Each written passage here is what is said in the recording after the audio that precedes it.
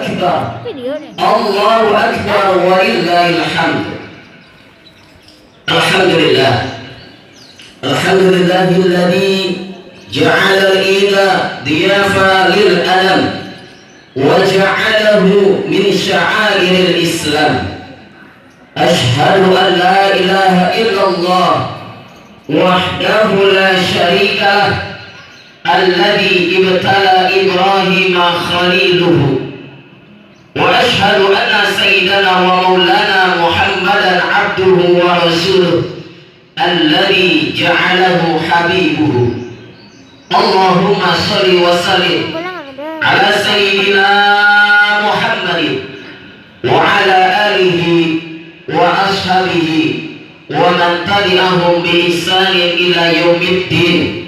Amma ba'du. Fa ya ayyuhal muslimuna wal muslimat, usikum wa nafsi bi taqwallah wa ta'atihi la'allakum tuflihun. Faqala Allah ta'ala fil Qur'anil Karim, a'udzu billahi minasy syaithanir rajim.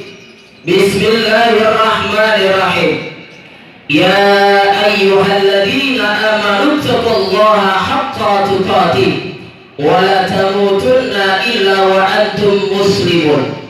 Wa qala aidan, a'udzu billahi minasy syaithanir rajim. Bismillahirrahmanirrahim. Inna a'tainakal kautsar fasholli li rabbika wanhar. Inna syani'aka huwal abtar. Sadaqallah wa sadaqa rasuluhun nabiyul karim wa nahnu ala dhalika minasy syahidin wasyakirin walhamdulillahi rabbil alamin. Allahu akbar, Allahu akbar walillahil hamd. Jamaah salat Id yang dimuliakan dan dirahmati Allah Subhanahu wa taala. Di pagi hari yang sangat cerah ini, di mana kita tengah-tengah dilanda wabah yang cukup serius, wabah yang tidak hanya lokal tapi mendunia, yaitu pandemi COVID-19. Tetapi semuanya dari segala halangan, musibah, wabah, tidak lupa daripada rasa syukur kita kepada Allah Subhanahu wa taala terhadap berbagai nikmat yang Allah berikan kepada kita semua, baik kecil maupun besar, baik yang terlihat maupun yang nampak maupun yang tidak nampak. Semuanya kita wujudkan rasa syukur kita kepada Allah Subhanahu wa taala dengan buktinya kita melaksanakan daripada sholat Idul Adha di pagi hari ini, tepatnya di Masjid Al-Mu'minun yang dimuliakan Allah Subhanahu wa taala. Oleh karena itu, pandai-pandailah kita termasuk orang-orang yang menjaga rasa syukur kita kepada Allah Subhanahu wa taala. La in syakartum la azidannakum. Barang siapa yang bersyukur terhadap nikmat-nikmatku, la azidannakum, maka niscaya aku akan tambah daripada nikmat-nikmat tersebut. Allahu akbar, Allahu akbar walillahil hamd. Salawat serta salam tidak lupa kita sampaikan keharibaan junjungan Nabi kita Nabi besar Muhammad sallallahu alaihi wasallam, keluarganya, sahabatnya, dan para generasi penerusnya yang tetap istiqomah meneruskan daripada risalah perjuangan dakwah beliau sampai akhir zaman Nabi. Dalam kesempatan yang berbahagia ini, khatib tidak lupa juga berwasiat, wabil khusus untuk diri sendiri dan untuk para jamaah sholat Id yang dirahmati Allah, untuk terus meningkatkan daripada iman dan takwa kita kepada Allah Subhanahu wa taala. Karena iman dan takwa adalah sebaik-baik bekal kita jalan keselamatan di dunia wal akhirah. Tidak ada jalan lain kecuali iman dan takwa yang terpupuk dalam jiwa kita untuk keselamatan di dunia dan kelak di akhirat nanti. Allahu akbar, Allahu akbar walillahil hamd. Kita sama-sama ketahui bahwasanya tahun ini tepatnya Idul Adha, pelaksanaan sholat Idul Adha, dan juga sebelumnya pelaksanaan sholat Idul Fitri sangat terbatasi dengan hal-hal yang bisa menyebabkan kaum muslimin tidak maksimal untuk melaksanakannya karena terhalang dengan wabah menyebarnya daripada COVID-19 di berbagai daerah dan juga di penjuru dunia lainnya. Semuanya itu mengambil ibrah bagi kita semuanya, bagi orang-orang yang berakal.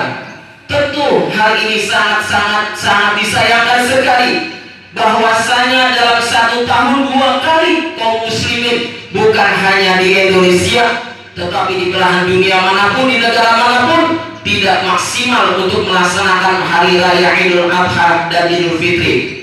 Oleh karena itu, dalam kesempatan yang berbahagia ini, ada sedikit informasi di mana juga untuk pelaksanaan daripada ibadah haji pun dibatasi oleh pemerintah negara Arab Saudi.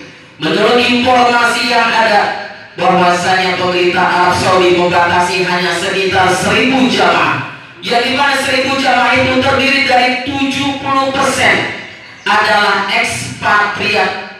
Maksudnya ekspatriat adalah orang-orang luar yang sudah menetap lama di negeri Arab, dan juga 30%-nya adalah para pengurus daripada Masjidil Haram dan Masjidil Madinah. Itu semuanya sangat disayangkan, tetapi semuanya ada pelajaran bagi kita semuanya, bagi orang-orang yang berakal. Allahu Akbar, Allahu Akbar, walillahil hamd. Jamaah sholat Id yang dirahmati Allah Subhanahu wa Ta'ala, kalau kita tengok sekarang ini Idul Adha, tidak lepas dari mana profil keluarga Ibrahim dan juga para nabi-nabi sebelumnya. Tetapi terkait dengan Idul Adha, ibadah haji dan kurban, maka semuanya tidak lepas daripada profil keteladanan Nabi Ibrahim alaihissalam beserta keluarganya. Padahal bukan hanya pada sosok Nabi Muhammad SAW yang kita jadikan panutan, tetapi Abbaul Anbiya, bapak daripada para Nabi Allah, yaitu Nabi Allah Ibrahim alaihissalam pun menjadikan Allah Subhanahu wa Ta'ala profil keteladanan bagi keluarga muslim sepanjang masa sampai akhir zaman. Hari ini Allah Subhanahu wa Ta'ala telah ungkapkan dalam surat Al-Mumtahanah ayat 4. A'udzu billahi minasyaitonir rajim. Qad kanat lakum uswatun hasanatun fi Ibrahim walladzi ma'ah idz qalu liqaumihim inna bura'u minkum wa mimma ta'buduna min dunillah. Sungguh telah ada suri tauladan yang baik bagimu pada Ibrahim dan orang-orang yang bersama dengannya, ketika mereka berkata kepada kaumnya, sesungguhnya kami berlepas diri dari kamu dan dari apa yang kamu sembah selain Allah. Di sini sudah sangat jelas sebagaimana Allah Subhanahu wa Ta'ala firmankan dalam surat Al-Mumtahanah ayat 4, bahwasanya jangan sampai dilupakan segala apa yang kita rayakan pada hari ini, pelaksanaan sholat Idul Adha, hari raya Idul Adha, kemudian lagi ibadah haji dan berikut kurban, itu tidak terlepas daripada profil keteladanan Nabi Ibrahim alaihissalam dan keluarganya. Allahu Akbar, Allahu Akbar, walillahil hamd.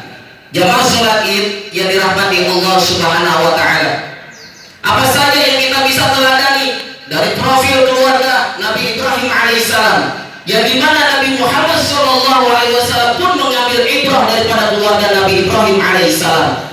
Karena bagaimanapun dari silsilah Nabi Ibrahim alaihissalam lahirlah para nabi-nabi Allah Subhanahu wa Ta'ala, baik yang ada di negeri Israel maupun di negeri tanah Arab, yaitu terakhir Nabi kita Nabi Muhammad Sallallahu Alaihi Wasallam.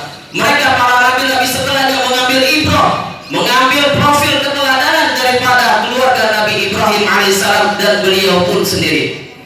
Di sini ada beberapa dalam khutbah yang sangat singkat ini, ada 3 keteladanan yang kita bisa ambil dalam profil kehidupan kita sehari-hari, baik dalam diri kita, keluarga, dan juga bermasyarakat.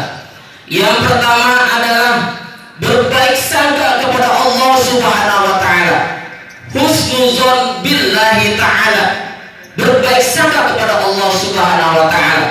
Kita lihat bagaimana Ibrahim alaihissalam, Nabi Ibrahim alaihissalam mendapatkan perintah oleh Allah Subhanahu wa Ta'ala untuk membawa istri dan anaknya di suatu negeri yang dimana negeri tersebut sangat gersang, tidak ada kehidupan, tidak ada tanda-tanda yang bisa menghidupkan di wilayah tersebut, tetapi atas perintah Allah Subhanahu wa taala, Nabi Ibrahim alaihissalam dan juga istrinya berbaik sangka kepada Allah Subhanahu wa taala atas perintah tersebut. Padahal di hati mereka sangat berat untuk melaksanakannya.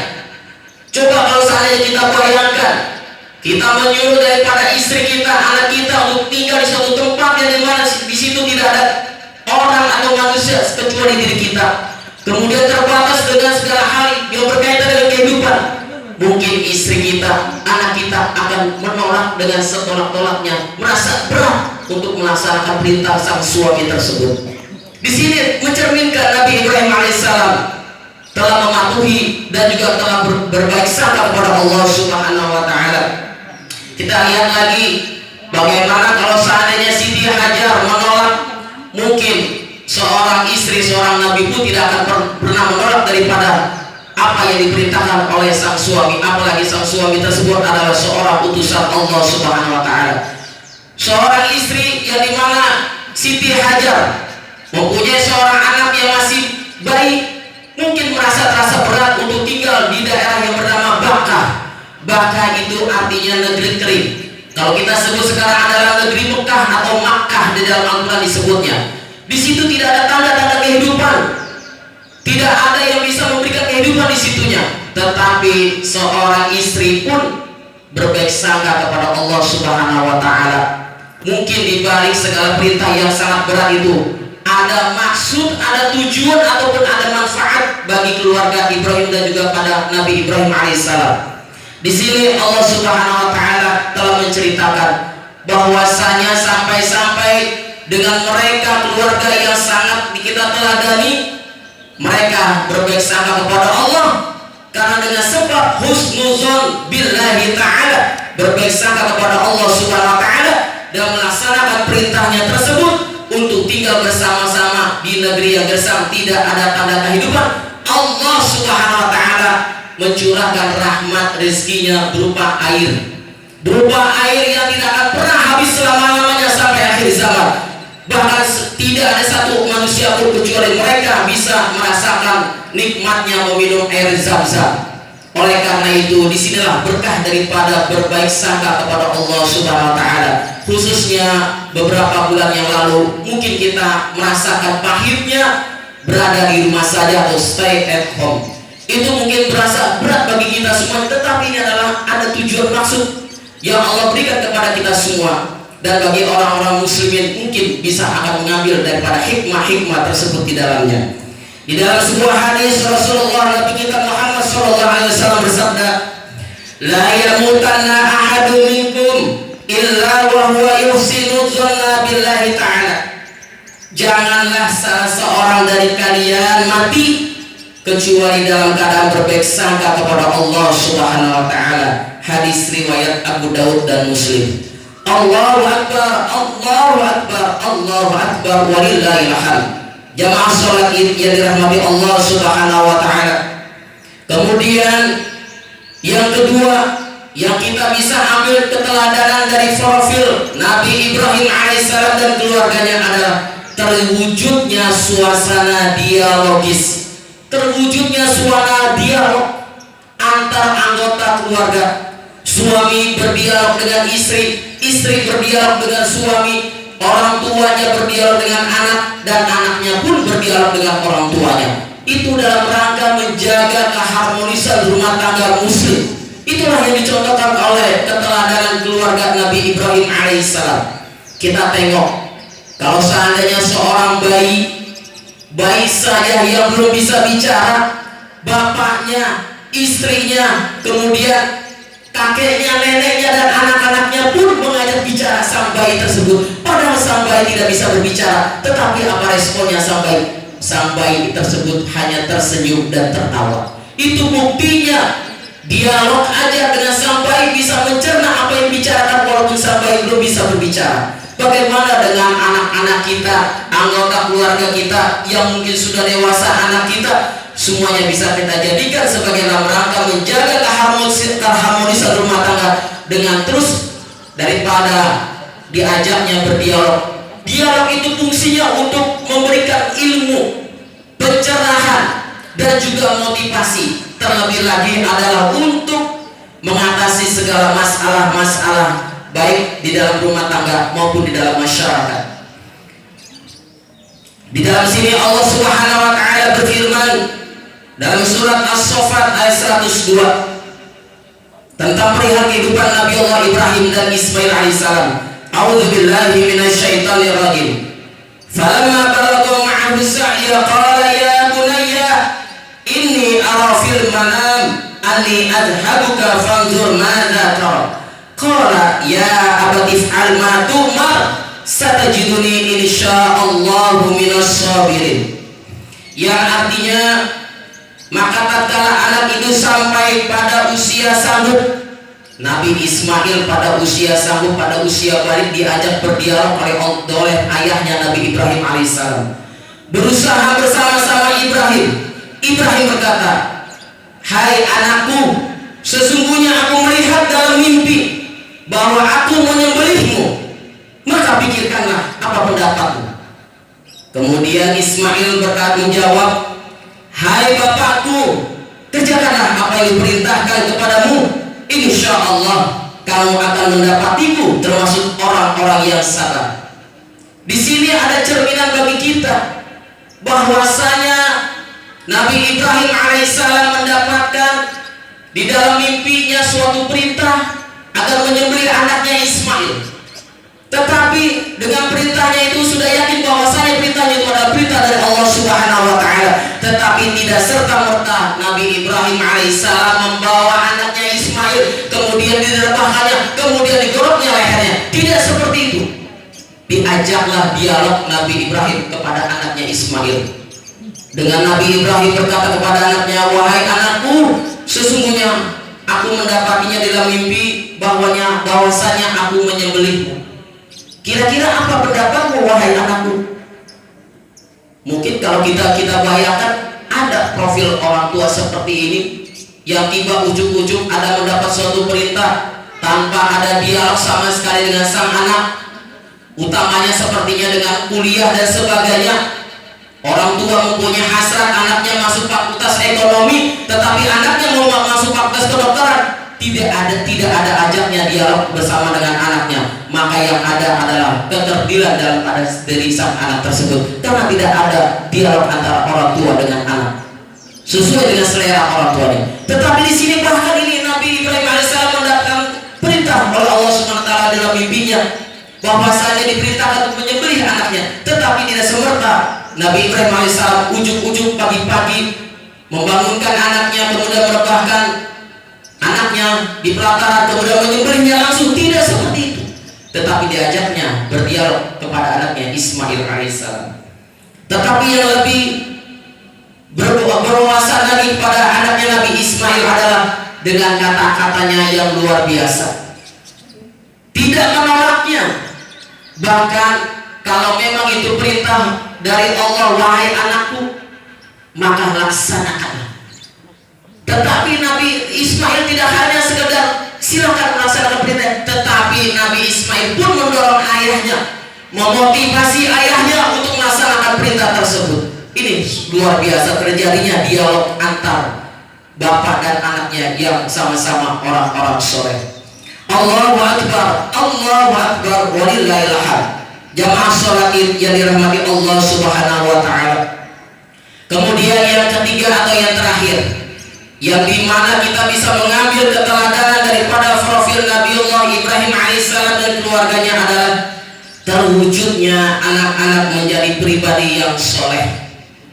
Kalau kita lihat, bukan karena ketentuan dari Allah Subhanahu wa taala Nabi Ismail menjadi seorang nabi, tetapi berkat dari dialognya terjadinya keharmonisan di dalam rumah tangga Nabi Ibrahim alaihissalam, akhirnya terciptalah, terwujudnya anak-anak yang soleh.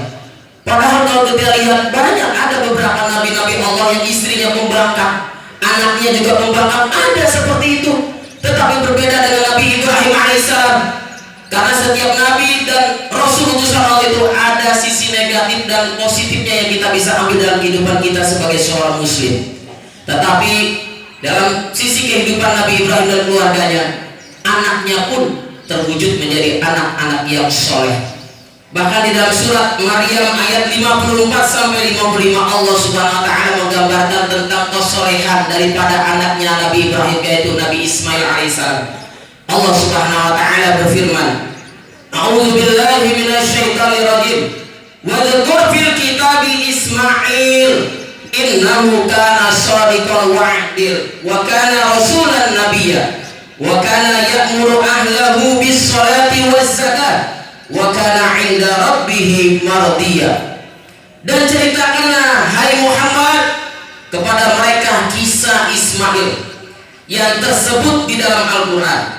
Sesungguhnya ia adalah seorang yang benar janjinya, dan dia adalah seorang rasul dan nabi, dan ia menyuruh ahlinya, dan ia menyuruh keluarganya, keturunannya untuk sholat dan menunaikan zakat, dan ia adalah seseorang yang diridhoi di sisi Tuhannya.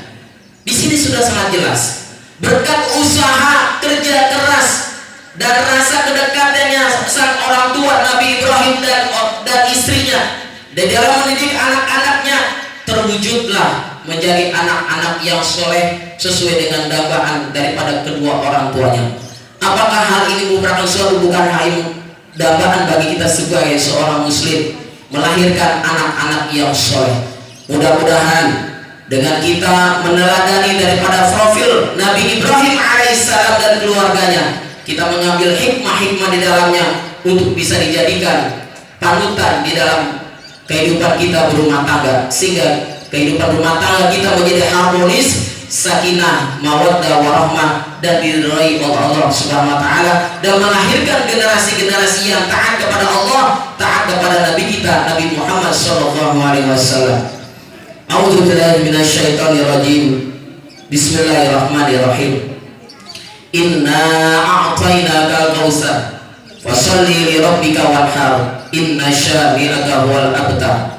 Barakallahu li wa lakum fil Qur'anil Karim wa nafa'ani wa iyyakum bima fihi minal ayati wa dzikril hakim wa taqabbal minni wa minkum tilawatahu innahu huwas samiul alim. Aqulu qali hadza fastaghfirullahal adzim li wa lakum wa li sairil muslimina wal muslimat fastaghfiruh innahu huwal ghafurur rahim. Allahumma shalli ala